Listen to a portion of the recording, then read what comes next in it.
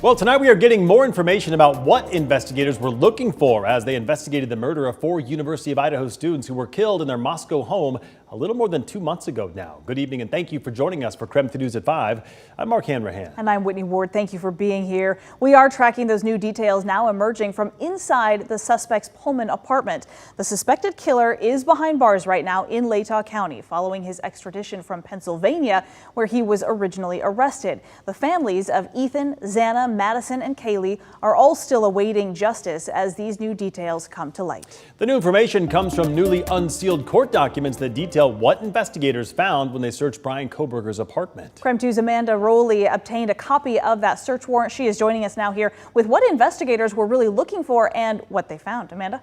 Yeah, Mark and Whitney, the search warrants show investigators were looking for any evidence linking Brian Kohberger to the murder of the 4 University of Idaho students. A judge granted the warrant so officers could thoroughly search for evidence at the suspect's Pullman apartment and WSU student office.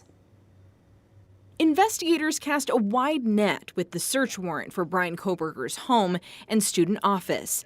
The document shows they intended to collect any blood, items with blood, DNA from blood, hair, skin cells, or fingerprints from these locations. But then the search warrant gets specific.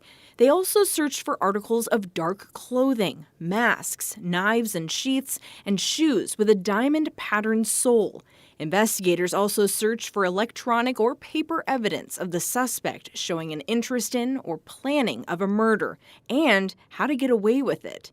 This, along with any information the suspect collected about the 4 victims, the 2 surviving roommates, or their home on King Road. We now know officers seized a dozen items from the suspect's apartment. Those items are currently being stored by the WSU Police Department.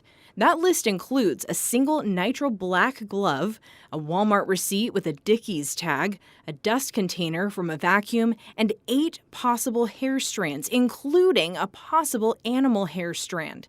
The list also shows investigators collected a dark red spot and cut 2 reddish-dark brown stains from a pillow. Aside from all this, the search warrant reveals just how quickly the suspect's arrest happened. It says Pennsylvania police recovered trash from the Kohberger home on December 27th. That trash was sent to the Idaho State Crime Lab. The next day, the lab confirmed a DNA match. Then on December 29th, a Washington judge granted the search warrant for Kohberger's Pullman apartment and student office. Police then arrested Kohberger on December 30th at his Pennsylvania home. Now, at this point, we don't know what purpose these dozen items collected from Kohberger's apartment will serve in the investigation, but we'll likely learn more during the trial. Amanda, the search warrants we know previously were unsealed, so why are they being unsealed now?